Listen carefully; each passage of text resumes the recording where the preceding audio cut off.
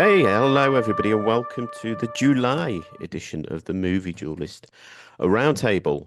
So joining me this month are the movie duelists. I've got all of them here. I've got Jamie, Hello there. I've got Tarquin, Well, chat. I've got Nicole, Hello. and I've got Vanessa. Hi. That's sounding very. I've got. That sounds very sort of like I own you. So apologies for that. But I've got joining me, I should say. That sounds a bit more like an actual host, doesn't it? Joining me this time round. Joining me this afternoon. We knew what you meant. Yes. So, how is everybody today? How are we doing in the month of July? Hot and sweaty. That's how I'm doing. Nicole's It's just not coughing and got July. throat, Or are you saying July because that's when this is going out? yeah. Sorry, spoiler. It's June. Spoiler, it's still June. Yeah. Sorry. I was like, have we actually fucking moved like a fortnight in advance and I've just not even noticed? Yes, we're recording this on the 22nd of June. Just to a peek behind the curtain. We don't do this on the 1st of July and rapidly edit it and put it out. Which I'm sure you probably know, our dear listeners. But yes, we're still. Well, I mean, it might as well be July. We're all sweating our bollocks off. And for anyone who listened to our last episode on the main feed, it's claggy, or I'm claggy at least. I don't know. Yeah, it's very hot. You have to sort of peel yourself off the bed sheets in the morning. Oh yes.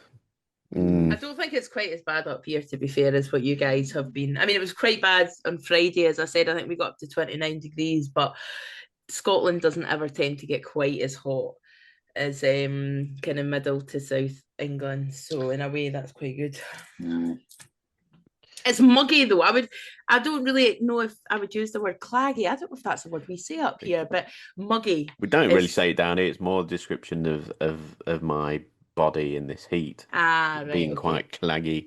See, I would say muggy, or like some folk would say, "Oh, it's close," and Close, it's like, yeah, but it's that like it's kind of like humid. So even though today it's not particularly warm here, it's probably a lot warmer where you guys are. It's really that close feeling, like humid, horribleness. Horrid, yes, Horrid. I hate this weather. I just tend to walk outside and go, it's like soup out here. Soup, yeah. Yes, I remember you saying that before. That's a very good description of how it feels, yes. But anyway, less about the weather. Or like God just had a really hot shower, Yeah, oh, yeah. Oh, yeah. We're getting God's condensation in the shower. Oh. Okay, so this month it sort of fell back to me to pick a topic of discussion, and I wanted to move away from a top five and just have a bit more of a general discussion. So I gave as the subject of talking about. Well, I can't really come up with a title. This is quite a difficult one. I'm sure we'll come up with one for when we get into July and put the episode out. But I wanted us to talk about re-edits, director's cuts, and different versions of films, and where some of those have been bettered from a different version, or where they've been made worse, or just maybe been a pointless re-edit or recut. Because there's a lot out there. There's a lot more than I sort of realised when I started having a look into films that have gone through those re-edits. But yeah, and so we sort of agreed off mic that we're going to sort of cover some of the work, or some of the bad ones, or the ones that maybe didn't quite work or didn't really add anything. And then we're going to do a little chat about Star Wars, because there's sort of a bit of everything within the Star Wars universe, really, good and bad, and everything in between. And then look at some films that we feel have maybe been bettered from a director's cut or a re-edit. And yeah, so, well, I mean, it's my subject, so I'll get us started this time round and looking at some bad ones. There wasn't quite so many as I thought about, but the big one I wanted to talk about, we have talked about it on the podcast as well, and that's Luc Besson's Leon, which I think we did talk about when we did the episode, obviously myself and Nicole, about how icky that director's cut feels and how Yeah. it really, really adds to that. Because I think there is that sort of undertone to the first film, and I think the original cut of Leon, you can really you can put it to one side, and you can sort of that little bit that's in there, you can sort of pass it off as, it's Leon being awkward. The And American distributors came in and said, "Oh my God." yeah, and it gets I away. think rightly so in this particular instance. Yes, exactly. Because I think I watched unknowingly, I'd end up watching the director's cut for when we did the episode, and I was just like, I don't remember this. This doesn't feel right. Because I was ready to tackle those sort of undertones to it, but they're just massively blown up within the director's cut, and Yeah, they're just tones. yes, they're They're just not tones. undertones, they're just tones. And it really soured the film for me, I think, and that's I think that's a massive shame because I mean I don't think it wasn't like we waited ages for a director's cut, and did anybody really want a director's cut? Nobody, they didn't need it at No. all, but to have it and then have just really really hit that sort of disturbing kind of nerve is a real shame that it exists. Probably Yeah. big in front. Yeah. Well, it might, it might have done, but I think, and then it doesn't really help that it's Luc Besson as well, and his history really adds to the ick Right. for that one and makes it. Yeah, I don't think anybody looked at the edited version and said, you know what this movie really needs? More of a 12-year-old hitting on a grown man. Yes. Yeah. So what else? What's someone else got? Who wants to go next? Nicole? Oh, sorry, Jim. Are we doing good, bad, Bad. ugly? Bad. Bad. I mean, I'm there's ones that I've heard of being bad. But the only one, the only one that I think is a combination of both is the original Star Wars. Like I saw the originals way back in the day, and then I saw when they did the remake, the refurbishments that came out in the late Yeah. 90s. Well, let's hold Star Wars for the middle. So then, yeah, then you should skip over me because I haven't seen. I heard the director's cut of Donnie Darko is not great. Okay. And the only Well, I think other Jamie thing may that have I've picked seen. that, so we'll go to Jamie then on Donnie Darko. Yeah. It's Okay. not good. So Donnie Darko, I love the original theatrical version. I remember watching it at the cinema at the time with a colleague, and we went out and we just, oh, what was that about? And we just needed to, we had a few theories, and yeah, I like your theory, but my theory is this. There's another theory there. Oh, I like that. So multiple, interpretations. Oh, that's good, really. And I get the feeling that this is an example of a director who wanted to have the final say, and said, no, this is the meaning. And I do feel that certain films that have ambiguity in them and multiple interpretations are good. That shouldn't be an issue. David Lynch films, so many different interpretations. You don't have Lynch going to, no, that's the way you should read this film. He embraces that multiple sort of possible interpretations. But the director here, I think, just wanted to insert his perspective on this. So there's sections he's put in to sort of explain or try to explain what's going on. But the intrigue and the mystery is then taken away because of that. And there's also things like the soundtrack, which is a Donnie Darko soundtrack is brilliant, but he didn't get all of the songs that he wanted apparently originally. And so the opening song that he wanted was in excess. Never tears apart. And even though there's one part in the film where the lyric, when he says "you never tear us apart," that is when Frank's car comes into shot, and it's well timed for that shot. But apart from that, the whole of the song doesn't really, I don't think, fit the tone of the film. And I think the Echo and the Bunnymen original one is just so synonymous with that film. Oh my God, he replaced Mad World. Yes, exactly. Oh so, no, that's criminal. Yeah, it's just a heathen. I mean, it's going to happen. Great. Sometimes the producer is going to know better than the director. Mm-hmm. Yeah, it's just it just ruined it for me. I only watched it once, and I thought, right, okay, I won't be watching that again. I'll always go back and just watch the theatrical and just ignore that there's a director's cut available. Mm. Okay. It didn't happen. It didn't happen. It's all a time loop that didn't happen. Yeah. Excellent. Tarquin, what have you got? You got an example of bad? Bad so I haven't done a ton of research. Okay. But so I'm going to have to spoil Evil Dead 2. Has everyone seen Evil Dead 2? Yeah. So yeah, there's the right ending, which I saw all my adult life, which is where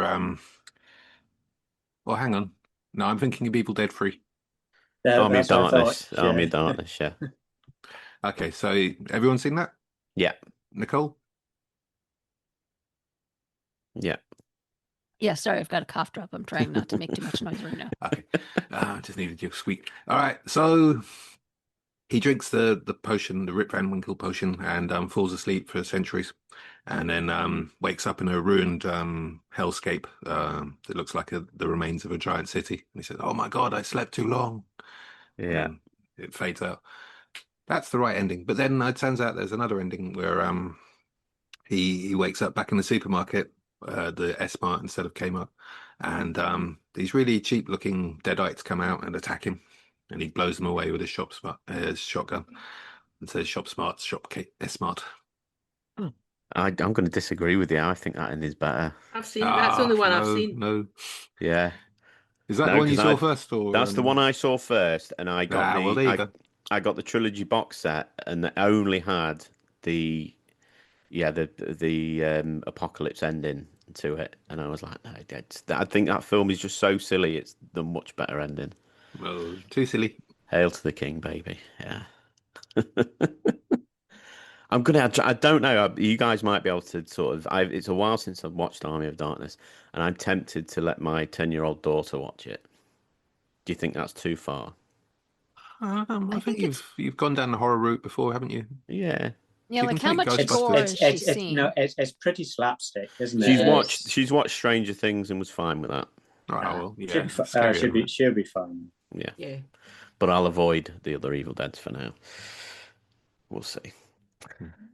I think two is probably a bit too much of a push. I think the horror elements, I think the first part in particular of Evil Dead 2, I think are a bit too much. But okay, Vanessa, have you got an example for us of bad edits, bad recuts?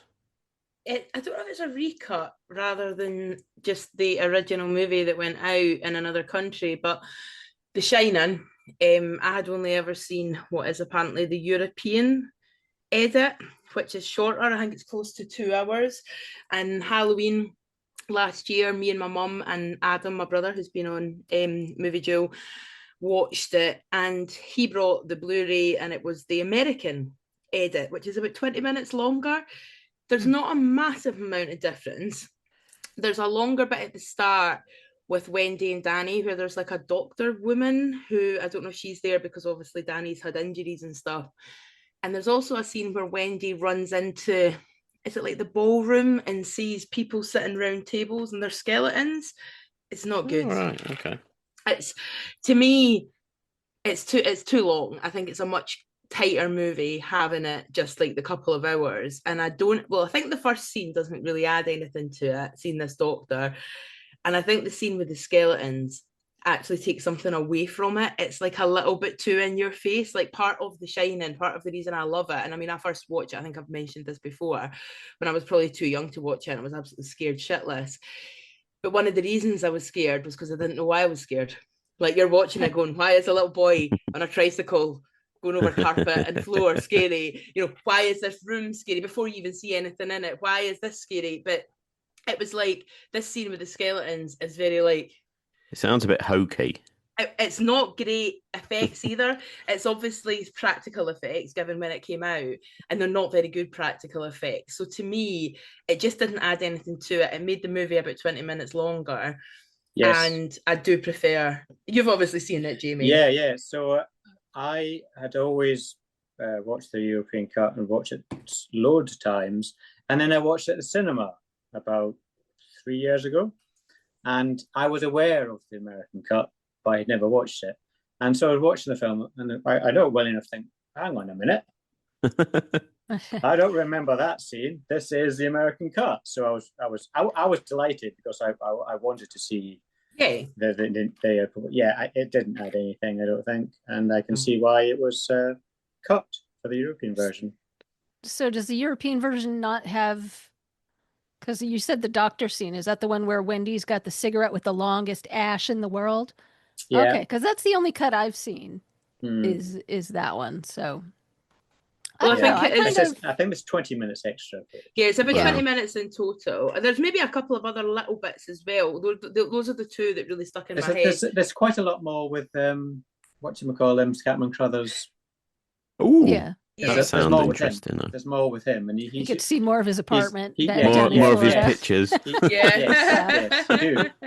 It's fantastic pictures. Oh. Yeah. I just don't think. I mean, I'm quite a big, and maybe this will come out in this conversation, apart from something where I'm going to totally contradict it, but I think quite often less is more, and I think having movies shorter sometimes works better. And for me, The Shining works better as like a 2-hour movie than it does a 2-hour 20-minute movie. Well, I think we're going to end up talking about how films are so long now.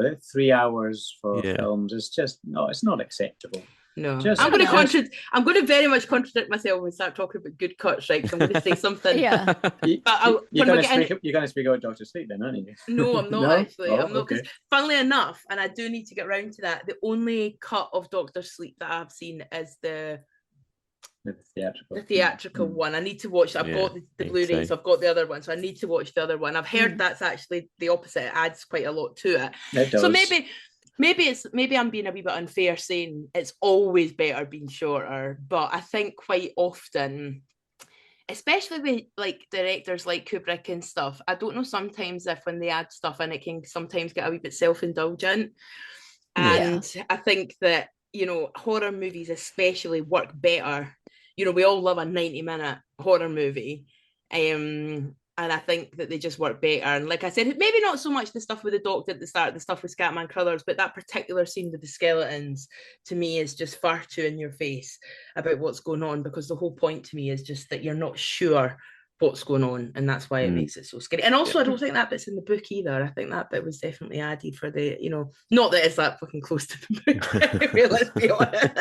Yeah. Oh, it's been ages since I've read it. There is, so I mean, obviously a lot of the time these sort of re-edits, director's cuts, etc., are there because the filmmakers want to make something a bit better, or they feel that it wasn't their original vision. But I think there is, I've got a couple of examples here of bad edits where something has been done to soften the film. I've got an example of that. I wondered if you're going to pick the same thing. Yeah, to re-age the film. And one of those is one we've discussed before. Is that the one you were going to talk about, which is Adventures in Babysitting, which is the language, because there's use of. So the main one I think is "Don't Fuck with the Babysitter," which is the original cut. And now the only version that you can get, you could probably get on DVD. To be fair, I've got it on DVD, but if you stream it on Disney Plus, it is "Don't Fool with the Babysitter," and it just doesn't work. It takes so much away from that scene. But I mean, there also is, and I can understand a little bit more in that there is, and you'll have to excuse me for using the language, but there's a scene where the young girl says that the Vincent D'Onofrio character is a homo, I think is the original word. It leads back to something, and this is one of the reasons it doesn't work. It leads back. She calls him a weirdo. Yeah, the brother she loves, is it Thor? Yes. Yeah. She loves Thor, and right at the start of the movie, in the original cut, and apologies for the language, the brother says Thor's a homo. And then later on, when they see Vincent D'Onofrio's character, the little girl thinks he is Thor, and then says, "Oh, my brother thinks you're a homo," but it's been changed to weirdo. So for a start, it doesn't really work anyway, because it just doesn't. Just because you get so angry about being called a weirdo. It doesn't work. But also, I don't know if this is the best time to talk about this, but this got me thinking about, it's the whole kind of like cancel, and I don't want to sound like some anti-woke right-winger, because I'm not at all, but I really don't think that we should be re-editing offensive language out of films that were made 40 years ago. Yeah. I think it'd be much better just to put some kind of thing at the start. Yeah, just put a thing up at the start saying there's language in this, it's not acceptable now, that is reflects homophobic. The time it was made in. Exactly. And you can give a bit of a trigger warning and say it's homophobic or say it's racist or whatever it happens to be, but actually changing it. And I've heard there's Disney movies, I think Lady and the Tramp, they were talking about possibly changing the We Are Siamese song from that movie. And like I said, I don't like saying things like this, because I'm like, it almost puts me in the same like camp as some of these lunatics that I don't like, who say, "Oh, you can't say anything anymore, blah blah blah." But I do think that there's a way to address it without actually changing the content of the movie. Well, I think especially with that, because obviously because they're calling him a quote unquote homo, and again because of the time and his reaction to that, because of whatever perception it was of homosexuality in the middle of the 80s or whatever. You can see the reaction, but it just completely throws you when you're watching this edited version, because this little kid's calling him a weirdo, and he's got this incredibly aggressive reaction to it, and it just completely ruins it. And it's not to say that maybe you shouldn't keep that language out of it, but then maybe just don't put the film on Disney Plus. Really.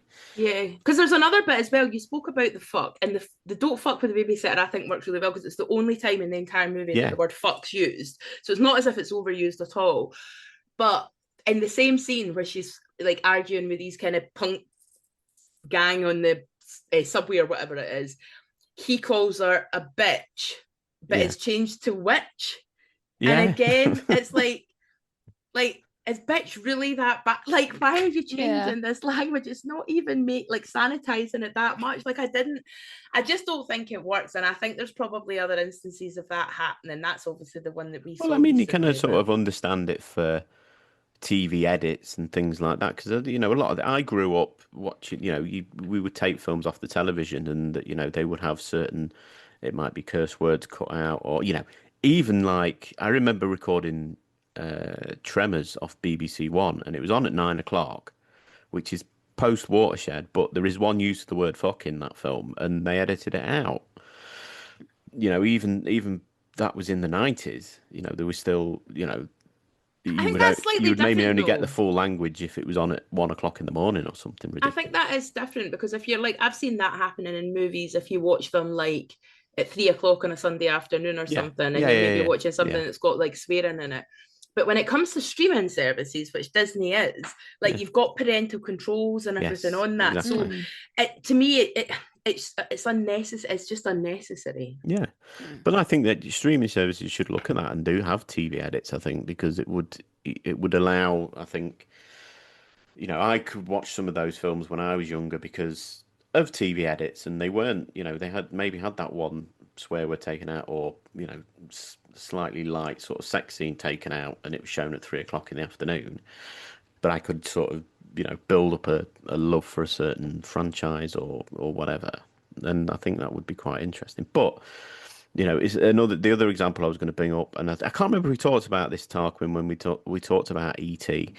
But the terrorists. There is there was, they took out terrorist, the use of the word terrorist, and the agents who are chasing them have With guns, had the guns changed to walkie-talkies. Which again, yeah, it's pathetic. Even Spielberg regrets that now. yeah, Yeah.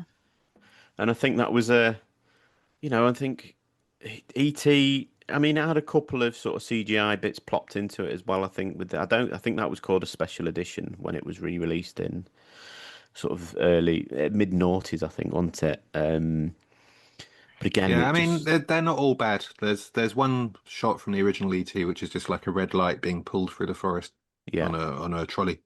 And if you look at it again, it's really weak. So I mean, that needed replacing. But that's it, and I think that's sometimes some where of the CGI is very dodgy. that's sometimes where we sort of get, and we'll probably talk about this when we talk about Star Wars in a minute, is, I think it's good to do like a remaster. It's like albums and CD, Yeah. CDs and stuff to remaster, make the quality better, maybe touch up some of the effects and stuff like that. But Yeah, I don't think, that's where the ET edition, the special edition should have stopped. Yeah. They did it Yeah. though. They did it with Raiders, because if you watch original cuts of Raiders, the bit with the snake, you can Yeah. see the glass between him and the snake. And if you watch remastered versions, Well, the original, you could just about see it, and then when they upgraded it to sort of DVD quality, you could very clearly see the glass.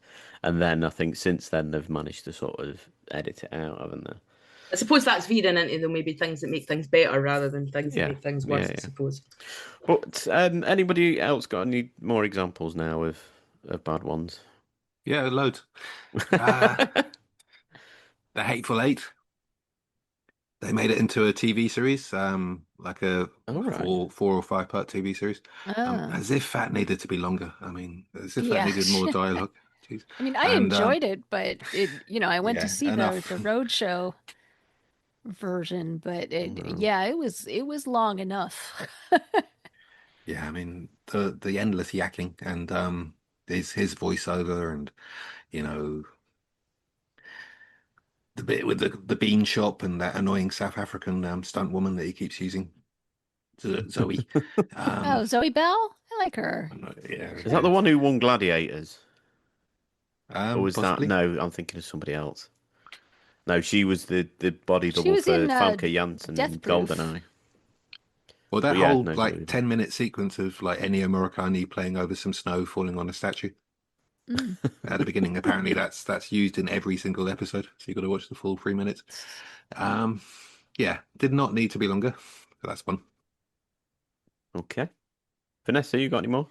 Yeah, I've got one that I've not seen, but I think it's totally pointless. I got a remastered reissue Blu-ray of Irreversible last year, which I watched. However, there's a second disc or a special feature where you can watch the entire film the right way round, which I think that's the same with Memento.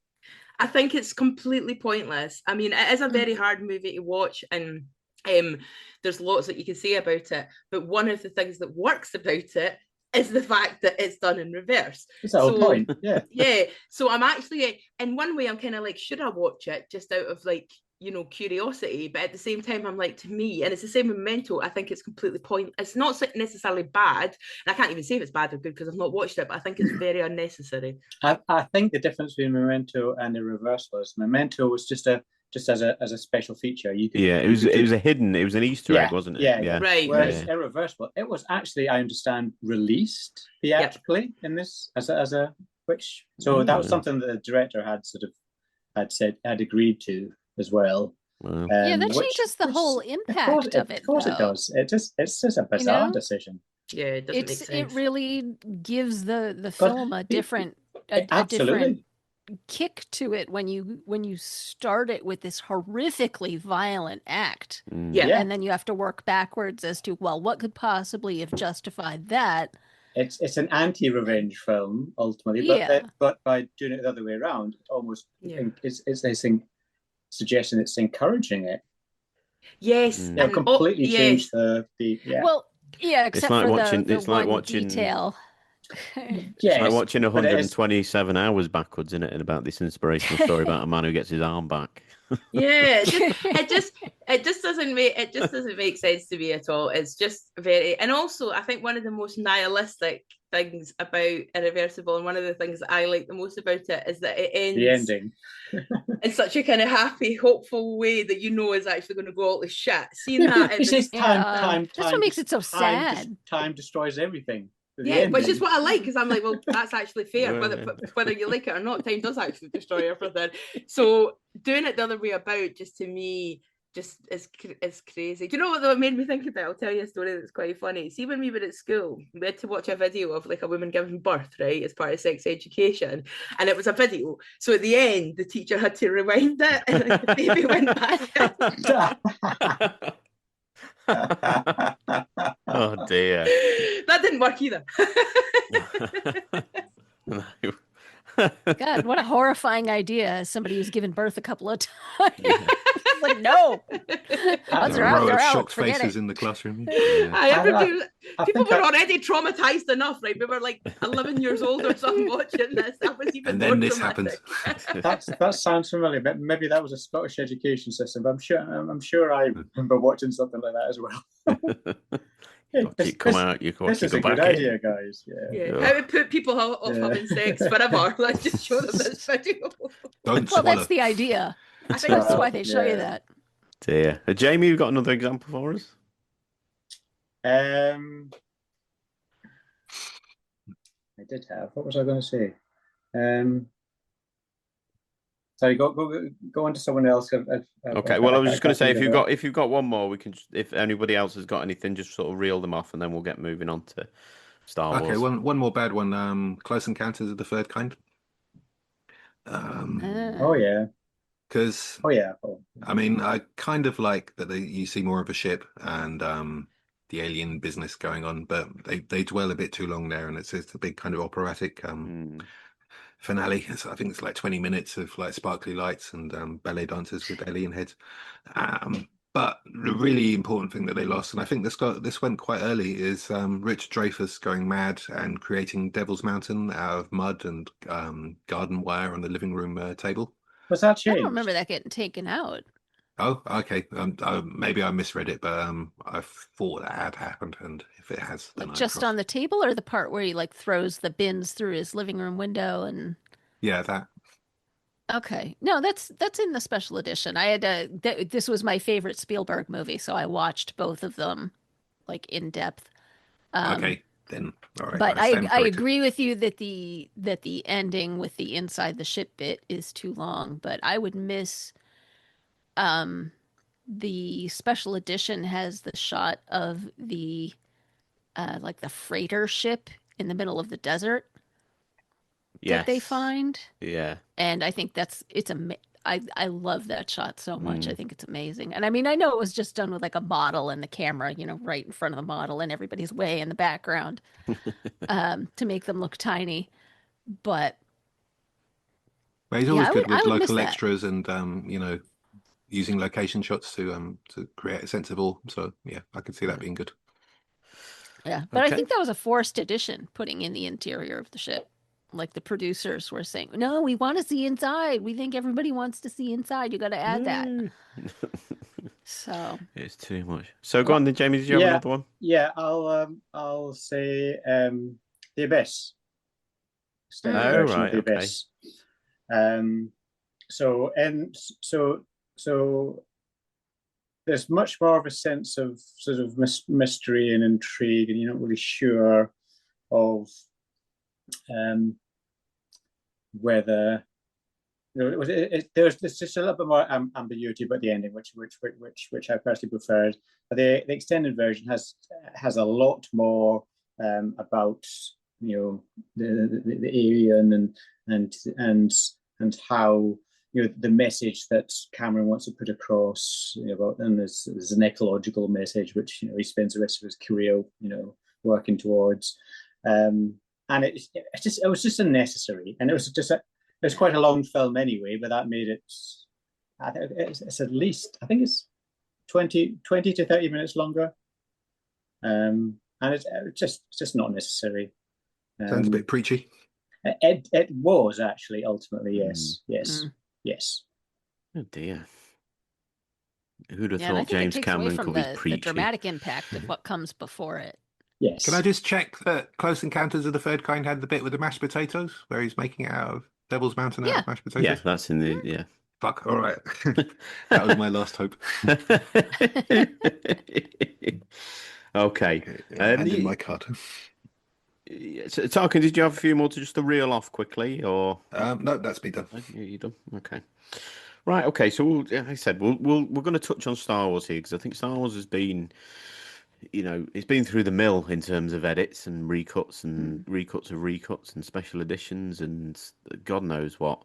I mean, I remember '97 when the special editions, reappeared in the series in the cinemas. Sorry, I've still got the Star Wars special edition Tazos that came with packets of crisps somewhere. Oh, nice. Yeah, don't know if they'd be worth anything, but yes. So I was what 14 at the time, and I'd seen Star Wars.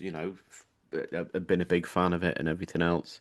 And I think they were at the time. I mean, I would have been what 14, so they were quite interesting to me, and I thought it was quite amazing what they managed to achieve with some of the upgrades of effects and all that sort of thing. But it's for me, it's the additional scenes, I think, where it really struggles for the most part. Agreed. I don't mind the Jabba the Hutt in New Hope, but the effect is terrible. Yes. Yeah. And But that's where you had like originally there was like a fat bloke in a cloak yeah, Yeah. yeah, being yeah, Jabba, and Is they, it, they changed him. and in the original footage, of course, he walks behind yeah, Hans. yeah, No, Han Solo walks behind him, Mhm. yeah, isn't it? Yeah. yeah. And because they put CGI Jabba in it, they had to have this silly bit where Jabba goes Awful. when Oh, he it's walks over his awful. it's terrible. It's terrible. But I mean, if you wanted to add that scene back in, what gets me is about New Hope is that they put that scene back in with the terrible CGI, but they didn't put the scene back in where he's talking to, is it Binks on Tatooine, who's his friend? And then because we meet him later on in the film, Oh, don't we? Biggs. Biggs. Biggs, sorry, Biggs, that's it. Big Starklighter. Yeah, and I think that's quite a, that would have been a better thing to Yeah, put back in because definitely. Yeah, it definitely. shows that he's not the only one from Tatooine who's going to fight the rebels, and he's got an emotional attachment to him, and he died. He subsequently dies in the film and everything. But I think one of the most, and I used to be quite a proponent of A New Hope and that special edition, but the more you sort of think about it, and as you get older, it's like the hand shoots first. It's like it's that softening again, isn't it? Of Yeah. we know he's a scoundrel, and we know that Greedo's threatening his life essentially by taking him to trying to claim the bounty on him. So why wouldn't he just fucking shoot him? Yeah, Yeah. of course. But yeah.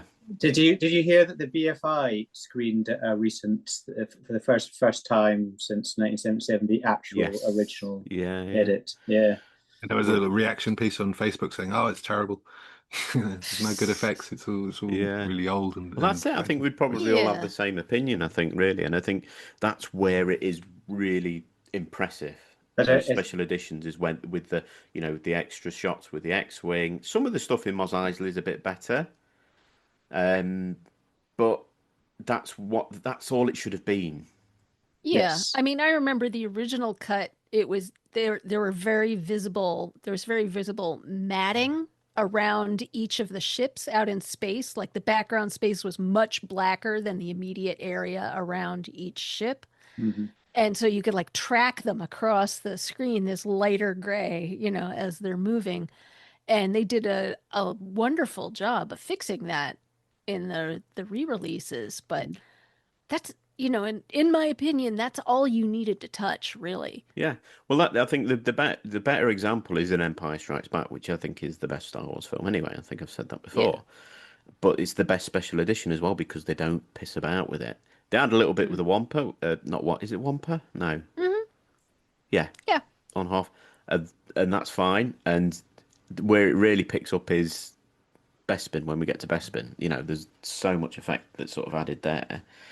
Yeah, and it just improves the look of the film. They changed the Emperor, because the Emperor was originally in the original cut was the I don't know if he was in the original special edition. That comes later, which I'll get onto. Oh, really? I think in the original special editions that were out in 1997, because I had them on video, it was still the old lady. All right, okay. And then obviously Return of the Jedi, which doesn't add too much apart from this incredibly shit music number. The ending. Oh. The music number in Jabba's palace, and the ending. And yeah, that is, I have for my children, because Lily, when she was young, I would sing to her to get her to sleep, and every night. When Henry was born, he didn't like my singing.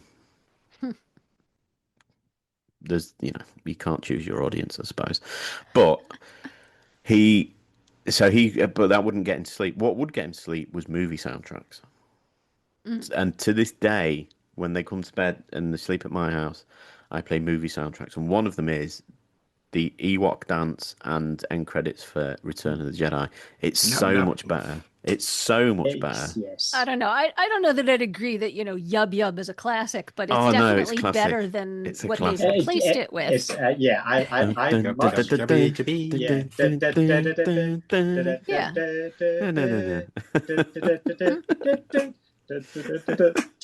Oh yeah, just the way it goes into the with the headed stormtrooper helmets roasting over the front. That was the first Star Wars film I saw at the cinema, so it had that sort of nostalgia thing for me as well. But I think that probably the original Return of the Jedi probably had the better effects of the three films as well, just in terms of. Now, that would have been something to add, though, Tarquin, if they'd shown the Ewoks beheading the stormtroopers to get the helmets. That would have been, take the Ewoks seriously now. They're not just little teddy bears. But yes, as Jamie touched on there, we had the special editions, and then we had the special editions, which were the DVD releases, which were released after the prequel trilogy had gone to cinemas. Yeah. And this is the single worst decision ever made in re-edits of Star Wars, in my opinion, is adding Hayden Christensen in place of Sebastian Shaw at the end of Return of the Jedi. It gives me the pip every time I watch it. Yes. And it's like, why? Because Alec Guinness, they don't change Alec Guinness to Ewan McGregor. No, that's a good point. Yes. Oh, you're right. So you lose the fat old ghost of Darth Vader with his helmet off. Yeah, the original one. And it's Hayden Christensen instead. It's Sebastian, is it Shaw, wasn't it? Sebastian Shaw, yeah. And because that guy needed a redemption. Why would it be the younger version? I don't know. Well, I suppose there's an argument for, Anakin Skywalker died when he turned into Darth Vader, but then that makes the whole of the other films completely irrelevant, because he got no redemption because he died when he was and there's also the Darth Vader where he is you have to and he changes no, and stop it.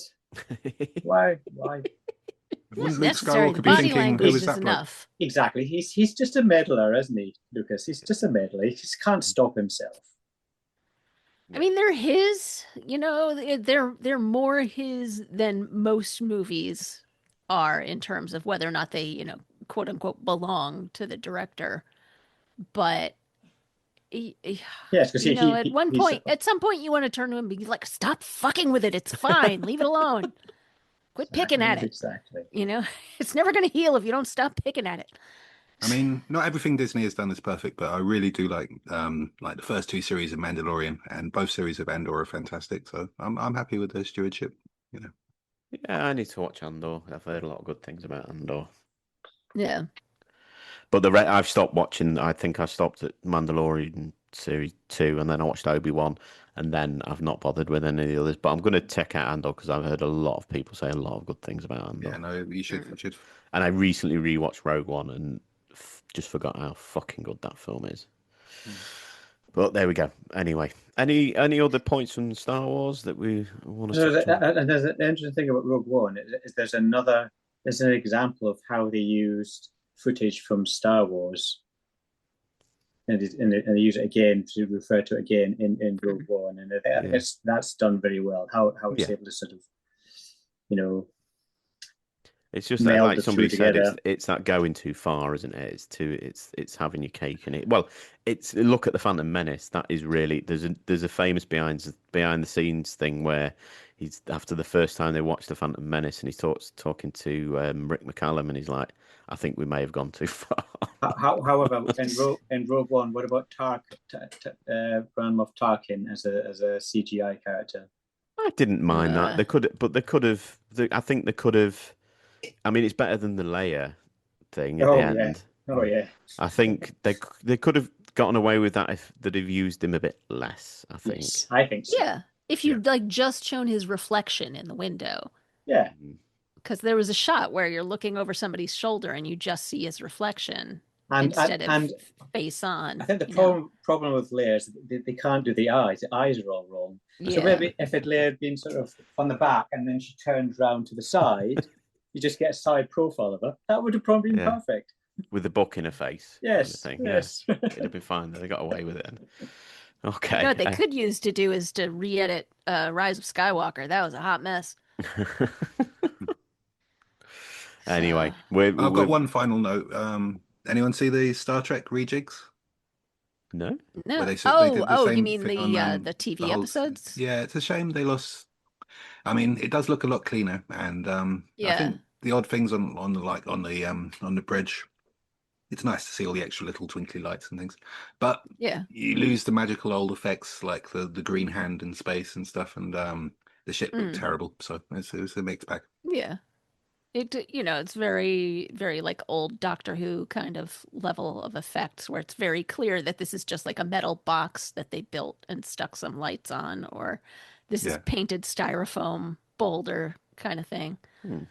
But there's some charm to it. But the polished up space effects are cool. It's kind of nice that it doesn't look like a spaceship on a string, above a planet. I like that. Anyway, okay, so we'll move on from Star Wars because I think that's Star Wars is a great example of both, good and bad within the same film, really, So we'll move on to some good ones, or films that we feel have maybe been improved by edits, director's cut, etc. So I'll start with quite a biggie here, and I think it's not a film we discussed on the podcast, so I'll keep it relatively brief. But I mean, it's probably the director's cut of all director's cuts, and that's Blade Runner. That's one of mine as well. Okay. Yeah, which is, a fantastic example of doing it right, and to be, be fucked with what the producers are going to suggest that you need to do and everything else. This is, because it completely changes the tone of the film with really just a couple of things, taking out the voiceover, which I didn't mind too much. It was forced upon them, wasn't it? Yeah. The studio forced it upon. Said you've got to do it because people don't know what's going on, which is ridiculous.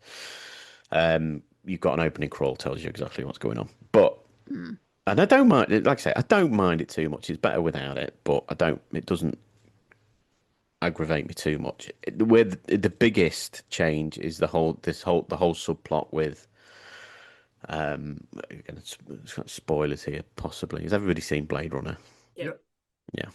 The whole Deckard potentially being a replicant, which is just amazing. It's an amazing part of that story, and the ending is so much better. That sort of where they reuse the footage from The Shining for this sort of happy ending, which completely goes against the whole tone of the film. That shutting the door and finding the unicorn is just a perfect ending, and it elevates Blade Runner from being fine, still looking very visually impressive, and a fine sort of science fiction film to being a classic. That's what the director's cut does That's the to only Blade one Runner. I only saw Blade Runner for the first time not that long ago, and that's the only version I've seen. Yeah, it's very often the only version that gets put onto streaming, etc. Right, okay. Because it is so much better. And I mean, he kind of couldn't. Ridley Scott's a bit of a Lucas. He can't put things to bed. He keeps going back and tinkering with them, and he's done it a few times with Blade Runner. The final cut, I think, which is the last one that he did. Yeah, I mean, it's fine. It cleans a lot of stuff up, and you get rid of the very dodgy looking Zora double that's going through the glass, which is quite a big improvement. But I mean, just how impressive that film is without any tinkering in terms of visual effects. It's just a monument to what they actually achieved on that film. Mm-hmm. But yeah, Blade Runner is a fantastic change. So we'll go to Vanessa, because you've been a bit quiet, because obviously you don't really like Star Wars. Yeah, no, I like the original Star Wars trilogy, but I'm not like the biggest Star Wars fan, and I've only seen one or two of the newer ones, maybe. So I just kind of sat out that conversation because I wouldn't have had much to add to it. I'm going to just contradict myself completely about what I said about The Shining and about how things are better if they're shorter, because the films, I think the director's cut, the extended editions, and it's 3 movies, so you might be able to guess what they are, is the Lord of the Rings trilogy. Okay. So I don't think I've seen the trilogy, the non-extended edition.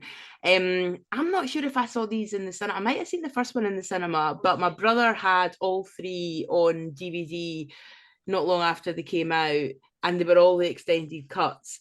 And they're the type of movies you put on like in the Christmas holidays, and you watch one, and then you go, I'll just watch all 3. And the ones that I've seen are the extended, because I kind of feel like with the Lord of the Rings, in for a penny, in for a pound, right? You're going to be fucking sitting for hours anyway. Do you know what I mean? Like they're long movies, whether they're extended or not.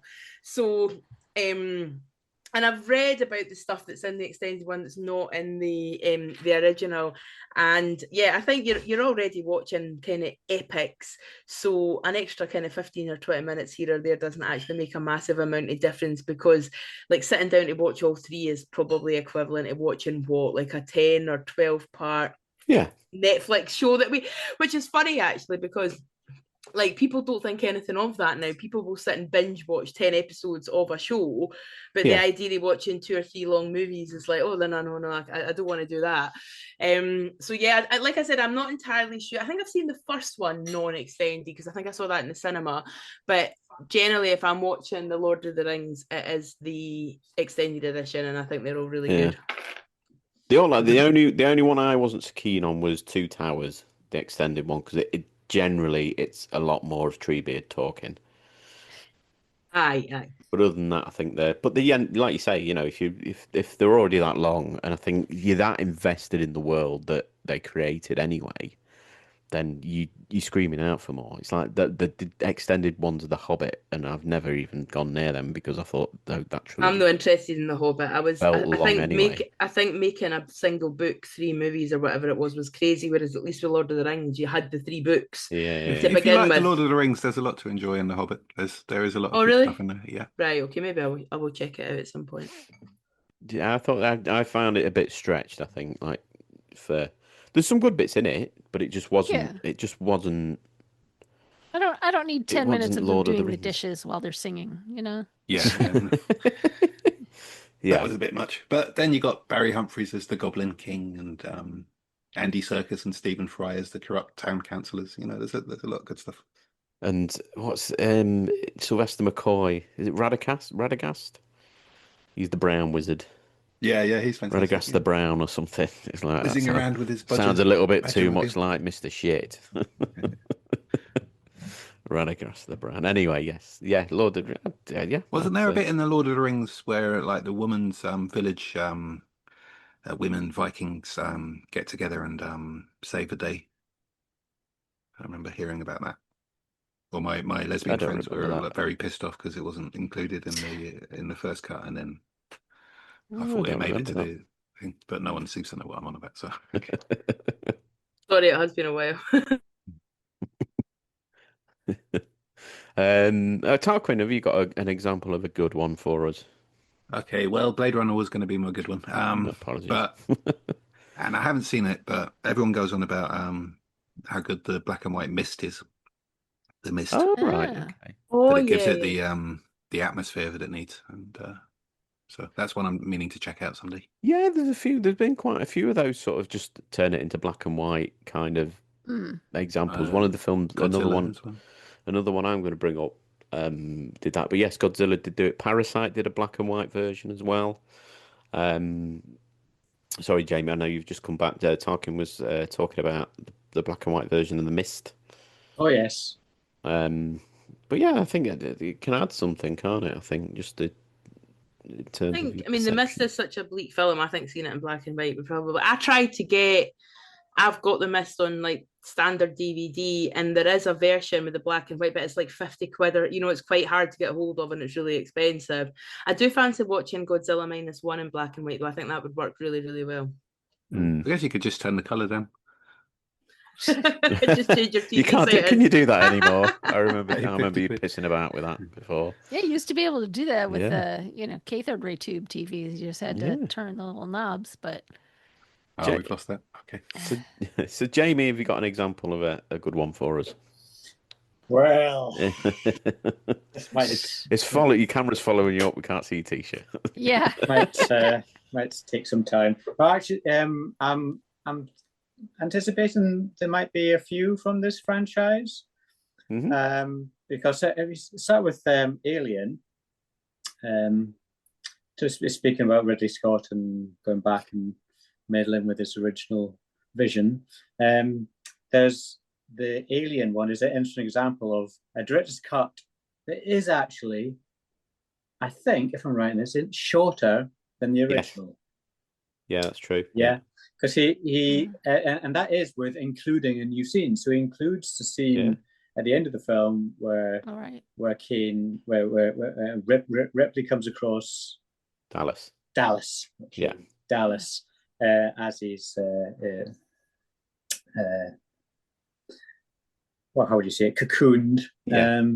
And but he takes a significant amount of time out of the first. I think it's in the first 10 minutes of the film.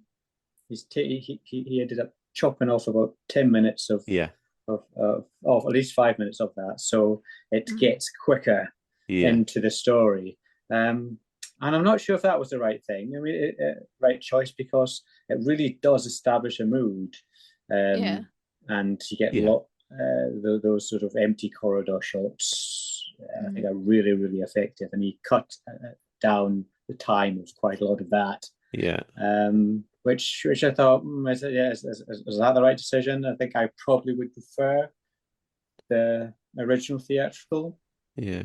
Even though I do like the Dallas scene. I think what's quite fascinating about that, because I think it is a good scene. I think you could argue that it probably doesn't need it, but that adds to the continuity of the series as a whole, because we get cocoons in Aliens. Yes. But when Aliens was made, there was no reference to cocoons before, but this scene was obviously actually shot. So unless maybe Cameron had heard of that scene being cut, I don't know. Because I don't think we see anybody cocooned in Alien, do we?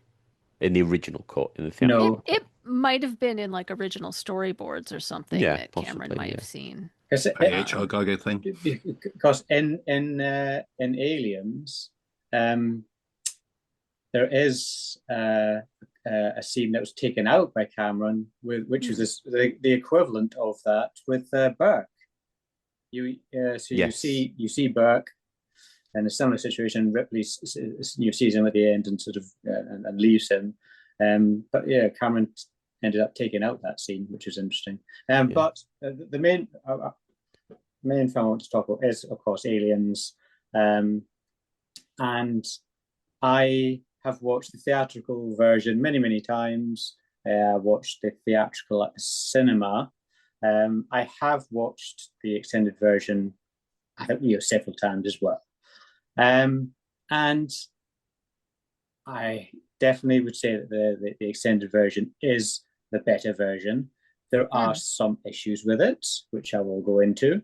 But the main thing that I think is essential with the extended version is that it elaborates upon Ripley losing her child, which I think is essential. It gives the motivation for her to save Newt at the end of the film. I remember when maybe this is me from about more like Charles' perspective, but I remember it really annoying me or confusing me when I first watched the film. I said, why is she so bothered about going back? Well, she's potentially risking the lives of these other people. They have to wait for her while she goes back and potentially. I said, why? I don't understand why she's so obsessed. And I understand that Cameron kept this away from Sigourney Weaver. He did not tell her about this.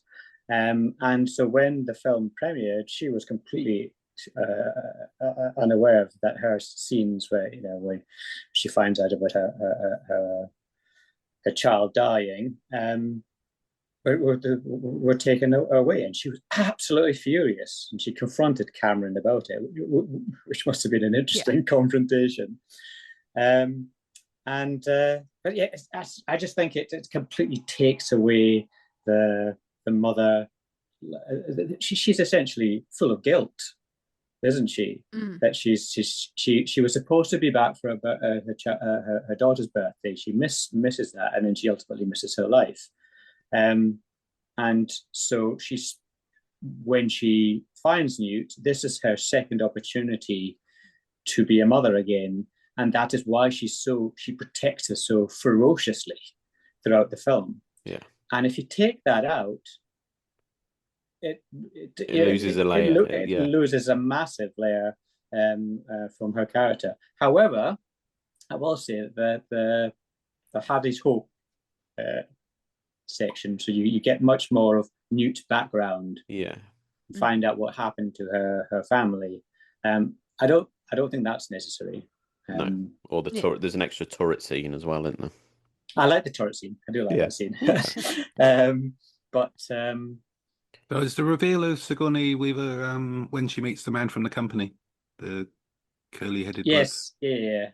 Yeah. That's when that's expanded. Okay. Yeah, because she asked about a daughter. Because I mean, I remember seeing an interesting post quite recently about the events of Alien to Aliens to Alien 3 in effect are like a handful of weeks basically, and Ripley's having the worst month ever basically for the course of these 3 films. It's incredible. But yeah, so well. And there's of course Alien 3, which we did talk about previously. I don't know if you want to talk about that. Yeah, I mean, that was on my list, so we'll just touch on that very quickly before we go to Nicole. Because I mean, there is, when they did the quadrology release on DVD, they were all basically either special editions or director's cuts. There's some really bizarre ones to Alien Resurrection. We won't talk about that because we could probably throw that in the back. Not bad, but just it's a bizarre film full stop. It's a bizarre film anyway. Yeah. But Alien 3 is considerably better, than the original cut. It adds a good section in the middle that really explains why the alien sort of escapes and is back on the rampage, with this fantastic performance by Paul McGann as Golic, who sort of gets this kind of has this kind of religious experience with this alien, thinking it's some kind of deity, and ultimately lets it out, which is so much better. You could argue, I think there's a couple of bits of effect that maybe didn't work, but kind of worked better, and I think there is. But it is a much better film. I mean, it's not a director's cut; it's called an assembly cut, I think, on DVD, because David Fincher's completely washed his hands of the films and wants absolutely nothing to do with it ever again in his life. I heard that there's originally a 3-hour cut. Yes.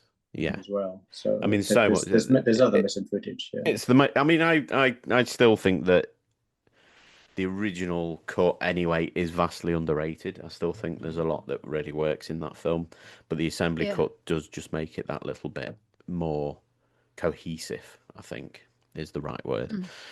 You know, I think you can argue all day long about whether or not they should have killed Hicks and Newt, but Yeah. you know, we wouldn't have had that film.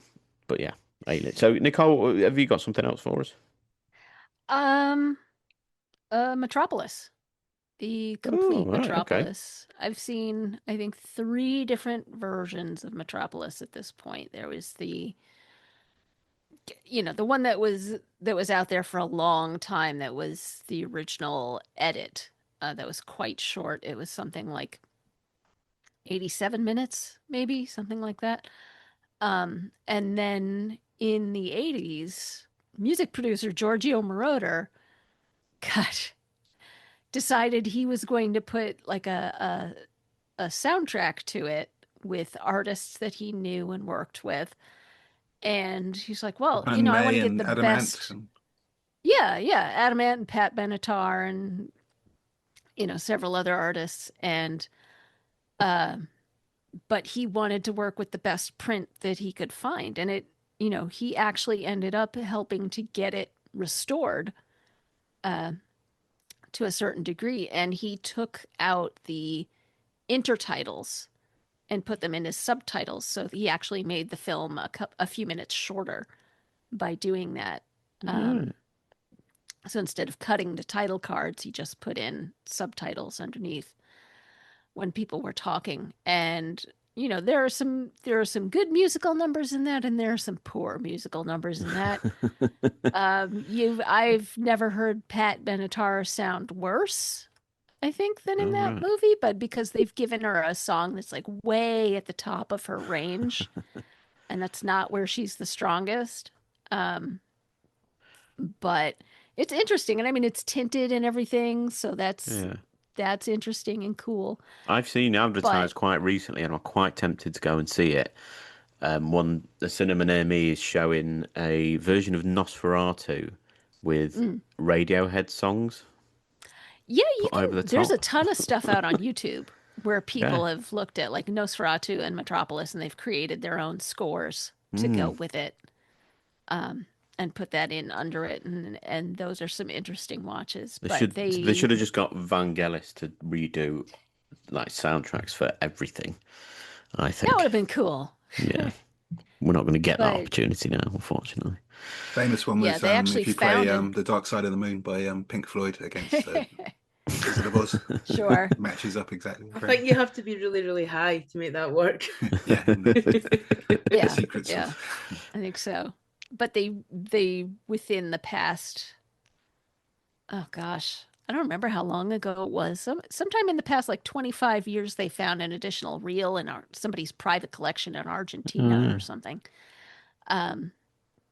So they put that in, and they found bits and bobs from all over the world and original sketches and things, and they've fully reassembled and restored it, and it gives you a lot more of the society of Metropolis. So the original Metropolis that a lot of people knew was mainly what life was like below ground in the lower classes, and you don't see the upper class and what their life is like up above in the sunlight with the gardens and their lives of idleness and what have you. And I think it just adds a lot more emotional impact. There's a lot more about the biblical imagery with the female character. Like when they make the robot version of her, there's this whole sequence that's like in a nightclub where she's literally dressed as the whore of Babylon, sat atop like this giant goblet with like a bunch of legs on it and like a dragon, and it's gorgeous, and it's really interesting. It cuts to this shot of just like eyes, like the avid eyes of all the men in the club looking at her. It's sort of this mosaic of eyes, and there are these amazing shots that they've got in here, and it's really, I mean, it's quite long. It's something like 2 hours and 15 minutes Wow. at this point, the complete version. But I would say that it is absolutely well worth everyone's time to. That sounds like a at least once. 3-nighter for me. That does. Could be. I could see this one putting you to sleep in about 10 minutes. Speaking of long or films that were made longer, I've got another good example for you, and this might get me shot, but Zack Snyder's Justice League is. I haven't seen it, so I can't fairly. I think them or praise him for it. I'm not a big fan of the DCEU or whatever it was called. I think there was a hell of a lot of missteps in that franchise. But Zack Snyder's Justice League, I think, is brilliant. I'm not going to say it's perfect by any stretch. Oh, I thought you were going to say the original Justice League. No. Yeah. Yes. That is a hot mess. I mean, Zack Snyder's Justice League is just over 4 hours long, I think. I think it's brilliant. Yeah. But the development of the characters, because DC rushed to catch up with Marvel with those films, where Marvel took the time to build the story and build the arc across the entire films. They were just rushing to get to Justice League, so they didn't introduce other than 2 characters by that point. I think it was. Yeah. Or we had Wonder Woman. We might have had Wonder Woman. Yeah, I think the one. Yeah, but wasn't.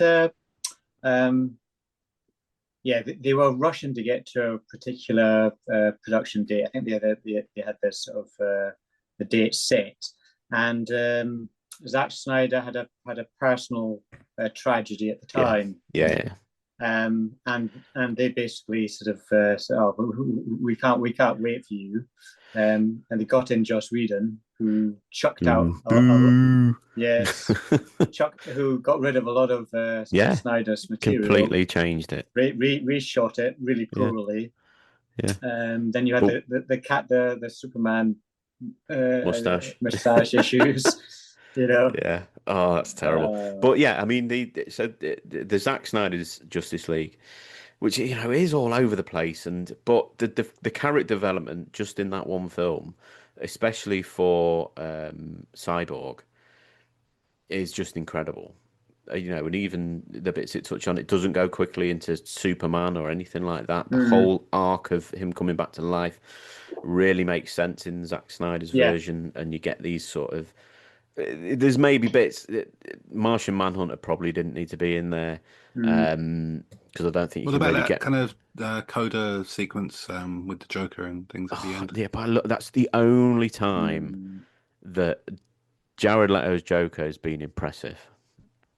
But it probably didn't need it. It doesn't really add anything, and especially the way that the franchise went, where it sort of got it had its balls cut off at this point. Really, there was no need for that. It's a good example of fans insisting on something changed. It was definitely it was a fan driven. Yeah, I mean, there's a lot that are potentially coming as well. There's a big push now for Joel Schumacher's original cut of Batman Forever, which I'd be fascinated to see. Although I'm not as hot on it as I was when I was a kid. I'd still love to see that because I know he really wanted to. The duality of Bruce Wayne in that film is, it's the laziest pieces of writing in the world. I think my understanding that exists like a 3.5 hour cut or something like that of Batman Forever. But what was different with Justice League was that he was given, I don't know, like 75 million or something like that to actually film more scenes. Yeah, exactly. So that's an example of a film that was actually finished. Yeah, because of fan, encouragement. Yeah. So that's a little bit different. Yeah. And there is a black and white version of that, which I'd like to see. Yes. I think it was on Netflix or Prime at one point, but I think they took it off. Anyway, okay, so we're going to have to kind of sort of pull this in a little bit. So has anybody got any other ones they want to just quickly? I was going to quickly mention something, but cautious of time, I'll just say it very quickly. The Wicker Man. Yes. And again, I actually don't think I think the only version I've seen is the director's cut. I'm not sure I've actually seen the theatrical release, and I don't think there's a massive amount of difference between it. There's Johnny Gently in there. Yes. Is it Johnny Gently, the song's called? Gently Johnny, sorry. Gently Johnny. What's her name? Is it Willow? Yes. Yes.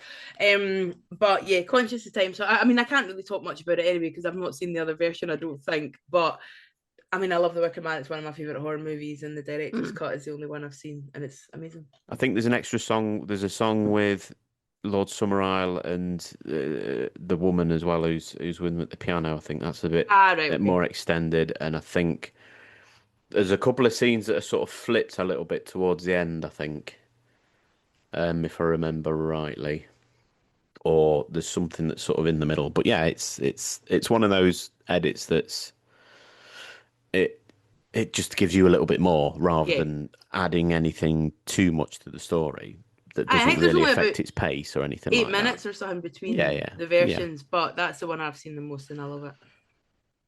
Anybody else got a? Yeah, I've got a couple. Yeah.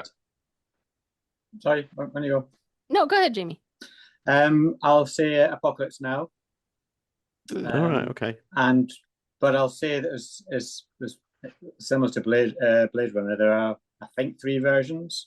The Redux version is not a good example, I don't think.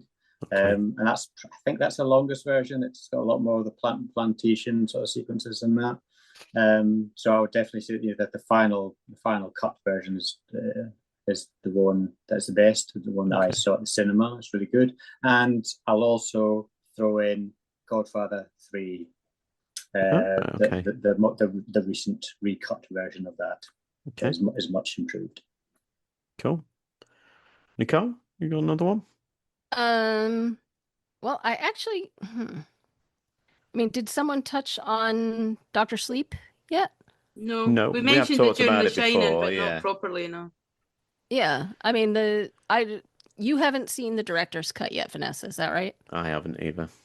Okay, so I won't spoil anything. But I will say that I think it definitely enhances it. There's one scene near the end that's significantly longer and it adds a great deal of emotional impact to the movie. Okay. So I think it's definitely the superior version in that sense, even though it's a bit longer.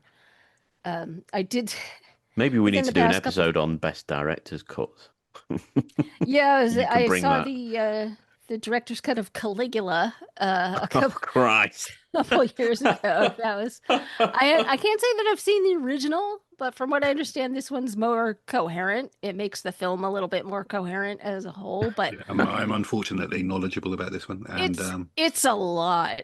That movie Bob is Guccione put in just slapped in a lot of hardcore porn. So yeah. Tinto Brass kind of filtered that back a bit and made more of the story that he wanted to tell. Where can you find this version so that I can avoid it? I think it's probably streaming somewhere at some point. But there's also the alternate endings for The Descent and The Butterfly Effect. Oh, of course, yeah. Yes, good call. The Descent. Well, they're alternate to you. They're alternate to me, yeah. The American so to us, version it's the other way. To us, it's the other way around. Yes. For The Descent. Yeah, The Descent. When I heard about that, because obviously in the UK we just saw the very bleak ending, which is one of the reasons I love that movie so much. Yeah. When I heard about the American ending, I was like, "What?" Yeah. I mean, it's not a happy ending. You know, she's clearly a broken woman. It leads up to the sequel, though, doesn't it? That's the reason they did it. Yes, it does. That's the reason why, is because it goes straight into The Descent 2, which doesn't work with the UK ending or the global ending, the everybody except America ending. What was the other one? Sorry, you said there, Nicole? The Butterfly Effect. Has it not got more than one ending? Like, It does have more more than than two. one ending. Has it not got more than? Sorry, has it not got more than two endings? Because I've seen a couple I of don't different know. versions of that. I think. I know there's the kind of a happy ending where it seems like maybe he and the girl of his dreams will get together and have a good life at the end. And then there's the director's original vision, which is bonkers. Is that the one in the room? Yes. Yes. Which is just the wild idea that would not work just because of the level of coordination necessary for it to happen. But I can't think of anything worse than watching an Aston Kutcher film, to be fair. The butterfly oh my effect. goodness. I mean, I had one of the biggest unintended laughs of my life watching that movie. So he's like, oh, Excellent. she probably took up smoking again when I blew my arms off. I'm just like, what? Just, Dear. Tarquin, you got another one for us? Well, Quick one one. and a half. For them. So I haven't seen it, but fans. I'm in a couple of Clive Barker groups, carried over from Yahoo to Facebook, and when they released the cable cut, they all got very excited because it was all footage that had been thought lost of this film, and that's one of those great like travesties that everyone complained about. That the director was rolled over by the studio and they cut it to ribbons and released Nightbreed? a vertically truncated thing. But looking it up now, people seem to say that the director's cut is actually better than the cable cut because the cable cut is all untreated footage. A lot of it is kind of grainy VHS from the set, and it's like 2.5 layers long. Whereas the director's cut is more of a proper film finished. What film's that? Nightbreed. Oh, yeah, I have heard about that. I do. I remember seeing Nightbreed when I was a teenager, and I quite enjoyed it. And it's one I want to revisit, so I might have to look for the director's cut. Yeah, it's not a not one of my masterwork, favourites, but I but mean, it's quite good. I remember David Cronenberg being incredibly creepy in that film. Yeah, he's the best thing in it. Sure. And then my other half one is, here's a wish. Here's something that would be a project maybe to come back to is Crime Wave by Sam Raimi, which the producers just murdered. Like in the process, they cut a lot of his footage. They cut the budget. They did all kinds of dodgy things to him while he was making it. So it'd be nice to have him go back and take the footage and see if he can make a better film out of it. Since I know it's something he always felt slighted by. Right. Well, I'm going to finish us off here with probably a shocking statement, I would say. I think the director's cut or the uncut version or whatever you want to call it of The Wicker Man 2006 is better than the theatrical cut. Yes, because it's the one that's got the bees. Got the bees. We talked when we watched it, when I had to watch it because Vanessa picked it for the podcast. I picked it as worst remake, by the way. Worst remake, yeah, obviously. But I was low-key looking forward to the not the bee scene. And it's not in the one that's on Amazon. It's not in the one that's on Amazon at all. It is actually made better having the bees in it, and I think there's other bits earlier in the film as well. This is going to sound really horrible, and I don't mean this. I only mean this purely from comedic standpoint, but I'm sure he punches more women in the original as well. But it's just Well, that's Neil LaBute for you. Yeah, which is just, but those bits that make it sort of ironically comical.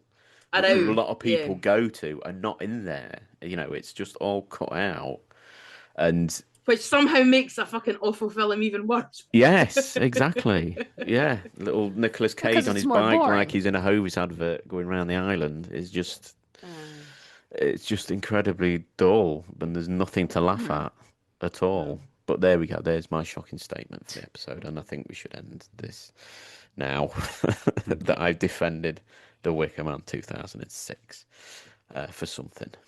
when it should rightly go in the bin. But I'll there say we go. something though. I wasn't sure how this would go today because I thought this is a bit different to like the top fives and stuff that we've done, but we've actually talked for ages. There's obviously like a lot to talk about Yeah, this well, I subject. mean, we could talk about loads of, there's, we could delve into like TV edits and things like that, and things that were potentially made better, or, I mean, it's just talking about when we're talking about Star Wars, it's like, my children are 5 and 10. If I showed them the original Star Wars, they'd be like, "What the fuck?" They wouldn't be engaged with it or anything like that. But with the remastering of the films and the addition of some of the special effects and the CGI and everything else, they're more likely to be engaged with it. So I think those things do have a good kind of purpose, I think, as well, because it's quite, you can remaster stuff to a certain point, but you're just gonna highlight more issues with it. I think we may have touched on this when we talked about Masters of the Universe. Again, you increase the quality of the picture, you can see that Skeletor's nose is a bit of fabric in the middle of his mask. You can very clearly see that. But if you can just touch things up, that doesn't sound right, does it? No. Sounds a bit creepy. It does, doesn't it? If you can make things just look a bit more polished, and like I say, I think that's fine. It's the same with with music. You can just make things that little bit clearer, and people can go back to. You can listen to CDs, you can listen to your vinyl if you want to have that crackle, and you want to, be nostalgic for that kind of sound that you get from there. But I think it still can add something to make it more accessible to a younger generation. No, sod them. I mean, you're going down the poisoned path of George Lucas there, and he's ahead of you. Pull back. There we go. That wraps us up for July. And we'll be back in August, summer holidays time, with another roundtable for you. So thank you very much for listening. Thank you all for your support. It is, it still blows my mind that people are willing to pay money to listen to us. So thank you from the bottom of our hearts for every time you listen, every time you support us. This podcast would be a lot more expensive to produce if you didn't. So thank you very much for your continued support. And yeah, so it just leaves for all of us to say goodbye. Say goodbye, everybody. Bye.